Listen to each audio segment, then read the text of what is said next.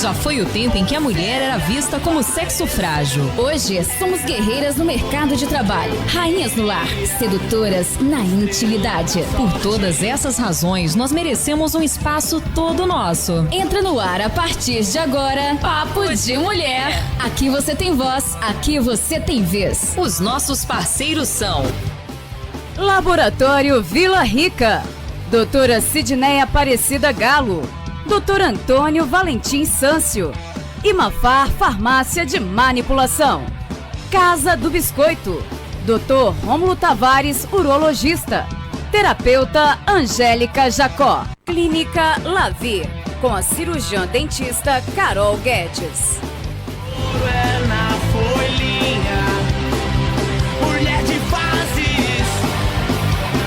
Excelente tarde para você, em sintonia com a Pomerana FM. Eu sou Marcinete Pereira, trazendo mais uma edição do Papo de Mulher. Ao menos 52% da população feminina sofreu ou sofrerá com a candidíase ou infecção fúngica. O nosso papo é sobre isso hoje. Conversamos e recebendo aqui nos nossos estúdios a doutora Sidneia Aparecida Galo, ginecologista. Boa tarde, doutora. Boa tarde para você, Marcinete, e para todos os nossos ouvintes. Bem, porque a candidíase é uma queixa muito comum durante o verão, no calor. O aumento da temperatura e umidade se torna um ambiente tão propício assim para a proliferação do fungo cândida? Sim, no verão geralmente é um aumento, não é, desse fungo. Por quê? O corpo, né?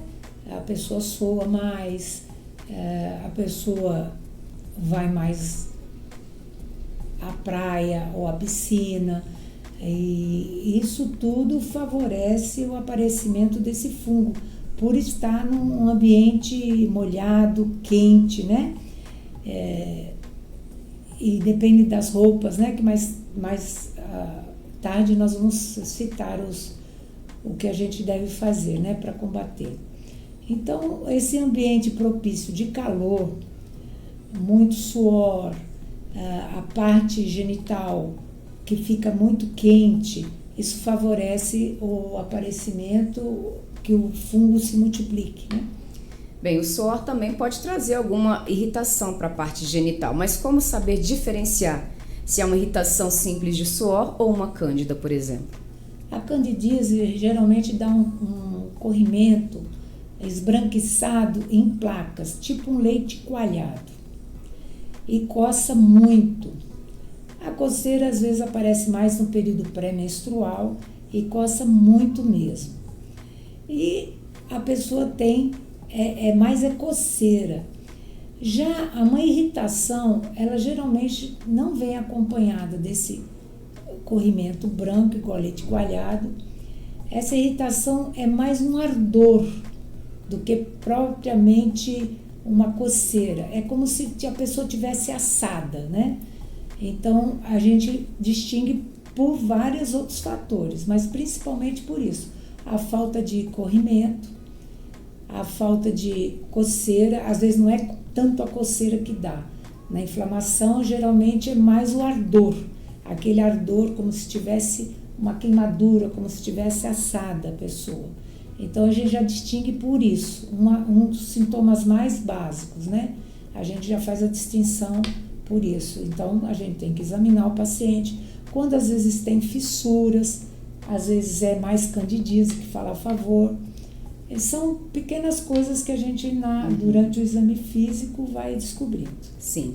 Bem, você já falou do biquíni molhado, do maiô, mas há um tempo seguro de permanecer com biquíni ou maiô úmido após o banho no mar ou piscina? Olha, geralmente não tem assim um período seguro, mas em torno de 30 minutos, às vezes é tolerável até 1 hora, mas sempre que puder, logo entrar no mar ou na piscina, ficar lá um tempo e logo sair, procurar tomar um banho e se trocar. Isso seria a conduta correta. Mas aí tem pessoas que ficam o dia inteiro na praia. Aí não, aí já é muito, às vezes até 1 hora é tolerável. Agora, acima de 2 horas, o risco é muito grande de ter candidíase.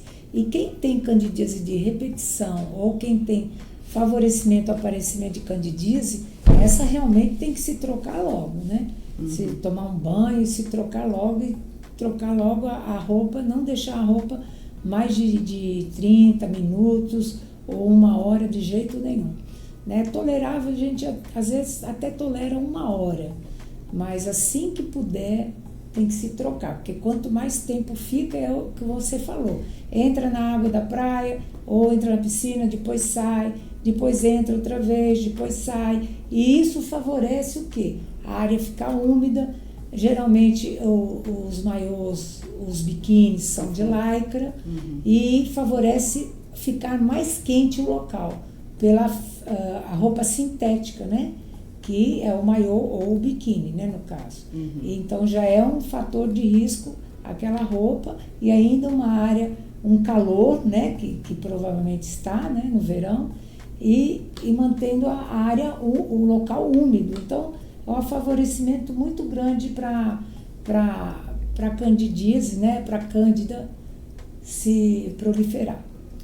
Indo agora para a vaginose bacteriana, sabemos que ela é causada por um desequilíbrio da flora, né? O calor e o suor também podem afetar o pH vaginal? Sim, mas de uma forma mais indireta. A candidíase é de uma forma mais direta, Sim. né? E esse é de uma forma Vaginose indireta. A vaginose nem tanto. É lógico que vários fatores contribuem por isso. Vaginose, que seria a Gardnerella, Mobiluns, que seriam os anaeróbios, né? Que é diferente da candidíase. Né? Ele já pode ajudar, mas não é a causa principal. Sim, entendido. O uso de protetores diários são recomendados no dia a dia, principalmente no calor? Não é recomendado, não. Por que não? Porque eles geralmente eles têm revestimento de plásticos, né? E eles também deixam a pele, a vulva mais quente e fica aquela umidade. Então eles não são recomendados, não. É óbvio, quando a pessoa menstrua ou está com algum problema, usar, mas tem que ser trocado várias vezes por dia. Quantas vezes por dia? Umas de 3 em 3 horas, mas assim, mesmo assim evita-se, né? Mas quando necessita realmente utilizá-los, é trocar com frequência. Sim. E porque eles deixam o corpo mais quente, né, no local, porque é eles por baixo eles têm um pequeno plástico, né, uma pequena, para vedar realmente a saída daquele líquido ou do sangue menstrual. Agora durante a menstruação não tem jeito, tem que ser usado, mas sempre trocar de 3 em 3 horas. em 3 horas. Bem, mulheres que gostam de usar muitas leggings, roupas apertadas, isso também impacta ali na saúde vaginal, no pH, ou na saúde vulvovaginal, na candidíase, roupas apertadas, leggings, calcinhas apertadas, Sim. calças jeans apertadas? Sim, a gente sabe disso, é um conselho que a gente sempre dá, evitar esse tipo de roupas muito apertadas, essas roupas de leggings, essas roupas sintéticas, porque como eu já falei, elas mantêm o quê? Mantêm o calor do corpo, a área fica mais quente e a área fica úmida, né? Porque o suor ou a própria secreção normal, ela não é absorvida com esse tipo de roupa. E ali cria um ambiente propício à propagação da candidíase ou de outras bactérias, né? Principalmente fungo. Então, a gente orienta não fazer uso desse tipo de roupas. E se a pessoa está com coceira ou candidíase, aí que não deve ser usada mesmo. É lógico que eles indiretamente vão causar a alteração, nem tanto, mas do pH, pela proliferação. Enfim, o que eu quero dizer é que não se deve usar esse tipo de roupa. É só a pessoa guardar o seguinte, eu estou falando de um modo bem assim, para todos entenderem. Ficar muito se pegando no pH fica meio complicado. Então, a gente quer falar para pessoas assim que não são médicos, né? Então, o que eu quero dizer? que se você tiver um ambiente quente, né, como é a vulva, é um ambiente úmido, como é a vulva, e ainda usar uma roupa que não absorve nem esse secreção e deixa mais quente o local, é mais propício a desenvolver a candidíase vaginal, lógico. E o que você recomenda, então, tanto para uso íntimo quanto para roupas para as mulheres? Roupas leves, principalmente no verão. De algodão? Soltas, de algodão. Hoje é quase impossível achar poliéster. Achar calcinha de algodão, vocês não acham. Às vezes tem alguma costureira que possa até fazer. E essas calcinhas de microfibras também não são Não, ideais? porque tem fibras, leves, né? Tudo que você põe na mão e se tem adapta, elástico, que se adapta bem no corpo, é porque eles têm realmente algum elastano, alguma coisa, tem sintético, então não é indicado também não. Geralmente não se acha mais calcinha de algodão, é muito difícil. Porque tem muita gente que confunde calcinha de algodão com calcinha de cotton, né? E calcinha de algodão, na verdade, são as calcinhas feitas para bebês, né? Criancinhas, quando mesmo começam a usar calcinha sem elasticidade nenhuma. Essas são as de algodão. Aquelas que apertam assim, parece que a pessoa pensa que é de algodão, não é de cotton, até que aperta mais ainda, né? E uma coisa também que eu digo que não faz parte hoje do assunto, mas também homem, usar sunga essas sungas de lycra, isso eu já vi pessoas homens com muitos problemas, de assaduras e outros problemas de micoses por esse tipo de roupa. E não é só a mulher também não, é lógico que a mulher pior, né? Aparece mais com frequência, mas homens também têm muitos problemas na região genital por esse tipo de sungas, né? De cuecas, esse tipo de uso também. E os sabonetes íntimos são vilões ou mocinhos? Na verdade, se pode fazer o uso diário, com que frequência, banho com que frequência? Não, esses sabonetes íntimos não indico não, porque muitos mudam o pH da vulva, muitos deles eles podem matar outras bactérias que fazem parte da vulva, então eu não indico. Esporadicamente, não digo, às vezes a pessoa vai fazer uma viagem, vai usar uma vez ou outra, esporadicamente, pode ser usado, mas não com frequência como o pessoal usa diária. Não se deve fazer isso de jeito nenhum. Nem esses sabonetes que prometem tratar a área, como o barbatimão, que muitos dizem. Olha, o que eu indico é sempre, se a pessoa quiser lavar a área com alguma coisa, seriam sabonetes neutros. Seria aquele sabonete sem cheiro, sem perfume, de bebê. Né? Eu só não vou fazer a propaganda do que eu prescrevo. Mas esses sabonetes neutros, que não tem cheiro, não tem perfume, que não tem cor. Mas, na verdade, dos bebês sempre tem perfume, né? Não, nem tipo sempre. De glicerina, né? Não, mas o glicerina não, é um hidratante. Então tem uns que não tem tanto problema. Né? Agora tem uns que aí já tem uma coloração, né? Diferente, que aí, mas tem uns que é mais glicerina pura. Esses são até hidratantes, esses até é bom, às vezes a pessoa usar, principalmente na menopausa, que a pele fica mais ressecada, né, por fora, né, lógico. Tudo que eu estou falando é na vulva.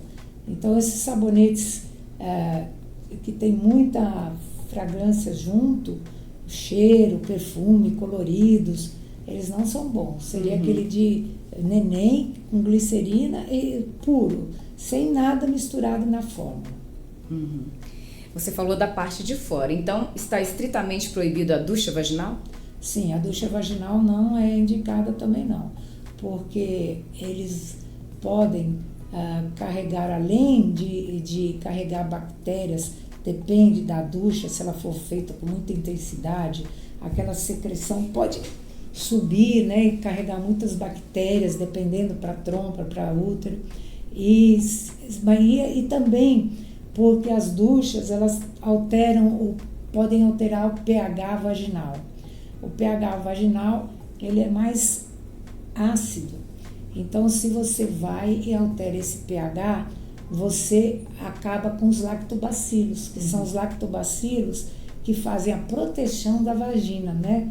é o que eu sempre brinco, são soldadinhos de defesa da vagina. Se você faz uma ducha, dependendo do que você utiliza, você acaba matando um pouco desses lactobacilos que fazem a proteção da vagina. E aí, muito dessas vaginoses aparecem por causa disso, ou muito da candidíase. Por quê? A cândida, o fungo, ela pode existir na vagina de toda mulher, como esses anaeróbios, eles existem na vagina das mulheres, só que eles vivem em harmonia, né? Eles não dão problema nenhum. Tanto é que às vezes um preventivo vem lá, presença de cândida, presença de gardnerella. Se a pessoa não está sentindo nada, você não é obrigada a tratá-los, porque elas podem fazer parte da flora vaginal. Quando há um desequilíbrio da flora vaginal, isso é, que você tem poucos lactobacilos ou acaba por um motivo qualquer matando esses lactobacilos, a vagina fica sem a defesa dela. E aí você pode ter uma multiplicação desse fungo que estava quietinho lá, sem causar transtorno nenhum, ou desse anaeróbio que vivia normalmente na vagina, eles podem se duplicar, retiplicar, e aí dá realmente uma inflamação por candidíase, né, ou por gardnerella, que seria uma vaginose. Então, por isso que a gente não deve usar nada disso, a gente deve deixar quietinho, só com indicação de médicos, em alguns casos sim. Mas fora isso, essas duchas que o pessoal, eu quero ficar limpinha. Não adianta, não faça isso não, de jeito nenhum. Não se deve fazer isso não, porque pode ter um desequilíbrio, assim como várias coisas podem ter um desequilíbrio da flora vaginal, assim como antibiótico também, que o pessoal tem mania de tomar antibiótico. Tô com dor de garganta, nem vai lá e toma um antibiótico. Tô com não sei o quê, vai lá e toma outro antibiótico. Isso acaba com a flora vaginal, acaba com a flora intestinal. Então, a gente tem que tomar antibiótico? Tem, mas quando realmente necessário. Então, tem que ser muito criterioso a pessoa, o médico, para passar um antibiótico. Bem, além da flora ali, vamos falar um pouco da estética. O atrito junto ao calor costuma causar em muitas pessoas a foliculite. Tem como contornar isso, a foliculite na virilha?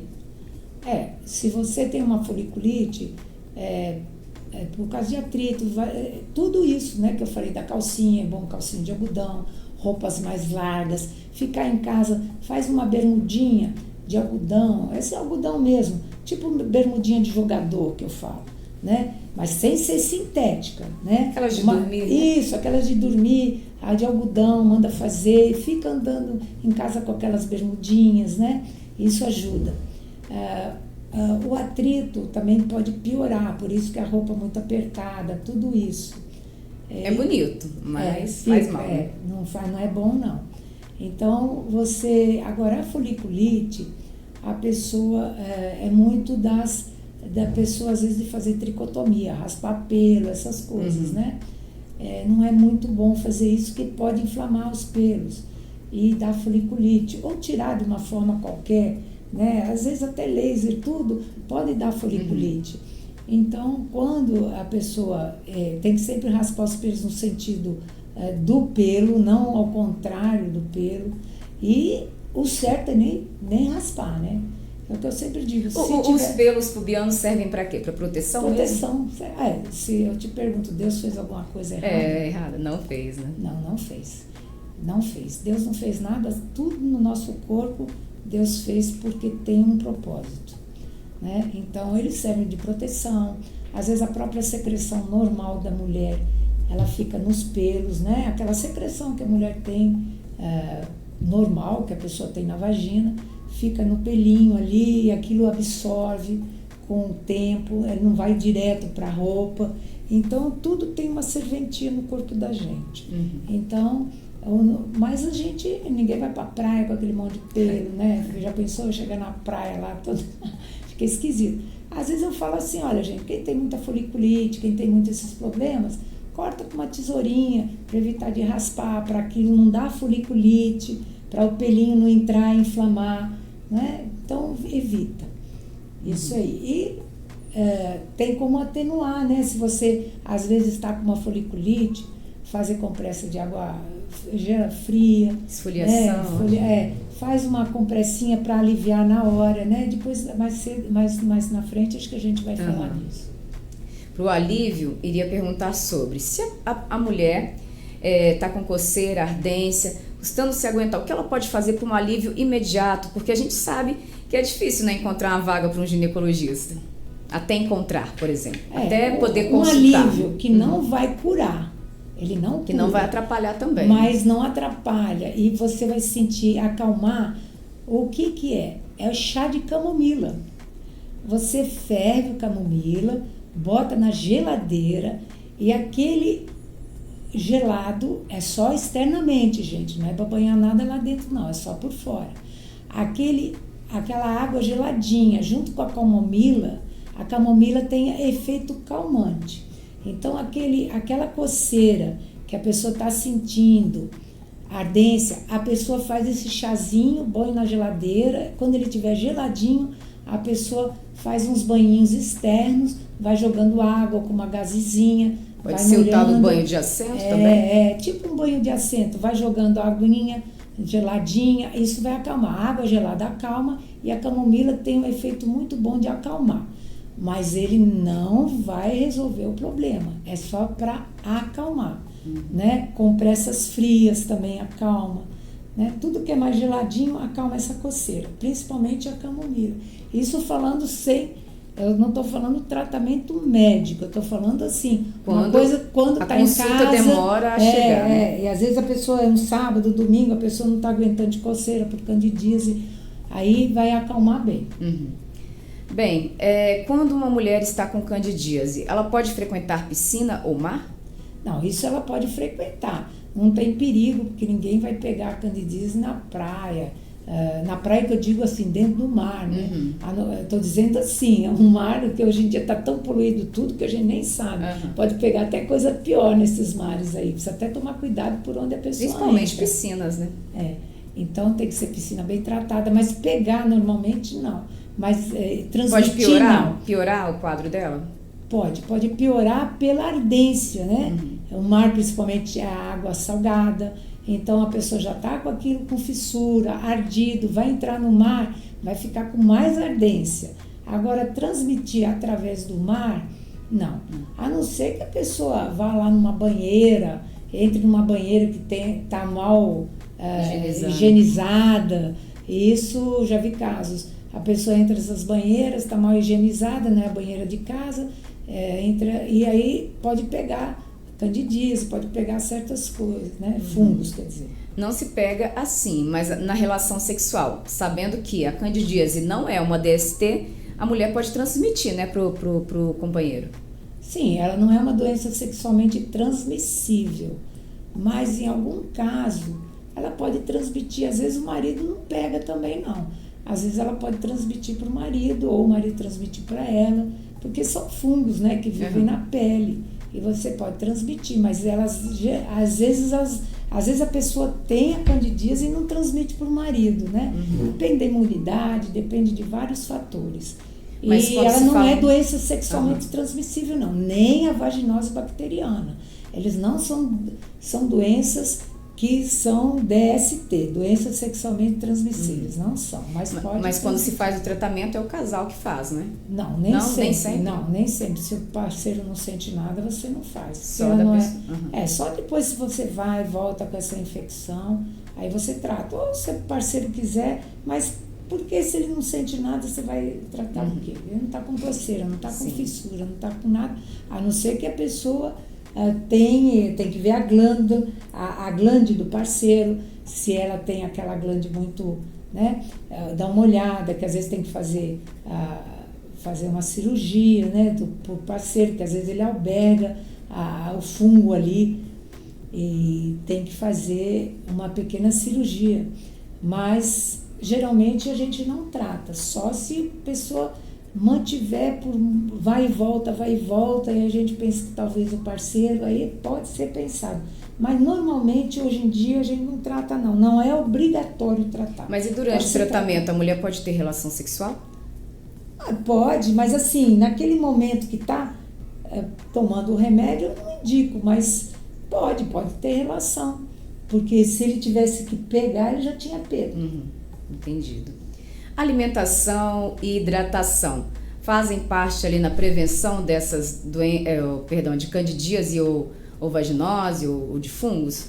Sim, qualquer coisa que você tenha uma boa hidratação, aumente a imunidade da pessoa, que é uma boa hidratação, uma boa alimentação com frutas, verduras, legumes, tudo que você puder para melhorar a saúde em si, isso vai indiretamente melhorar a imunidade.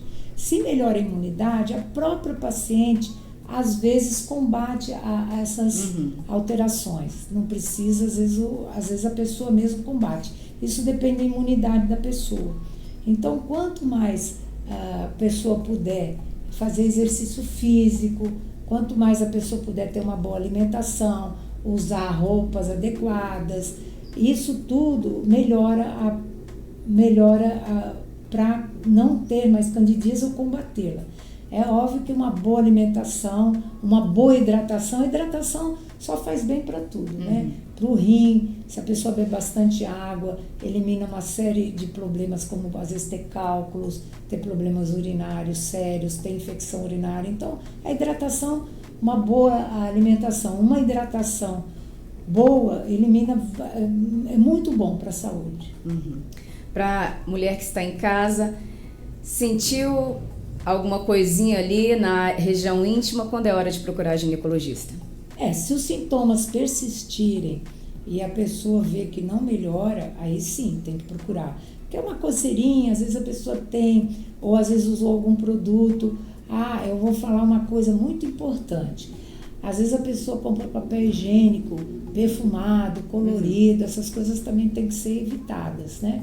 Porque às vezes através disso, ou de um sabonete, é que a pessoa começa a ter prurido.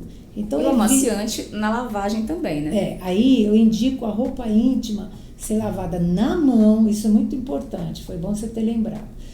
A roupa íntima é muito importante ser lavado na mão, não botado na máquina. Por quê? Porque você faz um bom enxágue e não usar sabão muito, esses sabões que tira tudo, tira mancha, tira tudo, nada. É lavar com um bom sabão, pode ser sabão de coco, retirar bem o sabão, botar a roupa íntima um local que tenha sol. Nada de secar no box, né? Botar num local bem ventilado, se estiver chovendo, isso ajuda muito, muito mesmo. Então, se depois, isso era uma alergia, talvez que a pessoa tinha a um papel higiênico, o bom é lavar e secar bem com uma toalhinha, né? Mas se não tiver essa oportunidade, um papel higiênico, aí seca direitinho. E se tudo isso, olha, eu não uso mais esse sabonete, estou usando outra coisa, troquei o papel. Aí se porventura isso não passar, não tem jeito, aí tem que procurar o médico, né? Para verificar. O bom é examinar a vagina lá dentro, porque às vezes a coceira do lado de fora, mas geralmente às vezes vem lá de dentro da vagina, que coça a vulva, então tem que examinar um todo, né? Lencinhos umedecidos, então esses de bebê não podem? É bom evitar também, né? Apesar que é de bebê, eu sempre falo assim, tá viajando, tá fazendo uma coisa, é bom esse tem gente que leva pro bebê. Trabalho, né? Mas assim, o dia a dia da gente não pode ser assim. Esses lencinhos de bebê são até bons, às vezes não tem muito produto, mas muitos deles têm perfume, então isso assim, é eventual, né? Vou viajar, levar um lencinho. Isso é muito útil durante uma viagem, né? Ou às vezes vai pro trabalho, às vezes não tem, às vezes, um papel adequado, mas assim, eventualmente, não é uma coisa para usar toda hora, não. Doutora atende na Clínica Renascer, frente ao hospital, tá atendendo por esses dias? Agora tô aí. Tá aí, né? Muito obrigada. Mais algum recado final para os nossos ouvintes? Não, eu só quero agradecer a todos e se tiver alguma dúvida, eu estou à disposição, tá? E então não esqueça, e não esquecer de fazer isso preventivo, que é muito importante, tem gente que ainda não Estamos faz. vendo mulheres ainda com câncer de colo do útero, mama que poderia também ser evitado. E mama também, Então, não esquecer da sua mamografia. Agora o governo está fazendo a mamografia desde os 40 anos. Antes era eu que só pedia ali, mas hoje em dia o governo já está, Depois dos 40 também pedindo. Então, a pessoa pode fazer pelo SUS, pode fazer particular. Eu sempre pedi depois dos 40. No particular. E se não deu, depois dos 40, é de ano em ano também ou a cada 2 anos? Não, o governo fala que pode ser, se der 2 negativos, não precisa fazer todo ano, mas eu, sinceramente, eu prefiro que faça todo ano. Porque eu já vi tanta coisa assim, que a pessoa, depois de 7, 8, 9 meses, aparece uma pequena lesão na mamografia, então é sempre bom a pessoa fazer de ano em ano. Mas assim, pelo SUS, é outra, né? É a mesma coisa o preventivo, né? Pelo SUS você faz 2, 3 seguidos, depois você não precisa fazer todo ano. Mas eu, sinceramente, eu faço todo ano. Eu prefiro que. E também não tem idade, né? Porque a gente não sabe se vai morrer com 90 anos, vai morrer com 100. Aí fala, depois dos 70 não precisa fazer, depois dos 60 não precisa. Eu acho que precisa sim. Sempre fazer, tá? Então tá bom. Muito obrigada. Mais uma vez, boa tarde. Uma boa tarde para você que ficou em sintonia com o nosso Papo de Mulher. Lembre-se sempre, saúde em primeiro lugar. Até o nosso próximo programa. Um beijo para você e tchau, tchau. Tchau.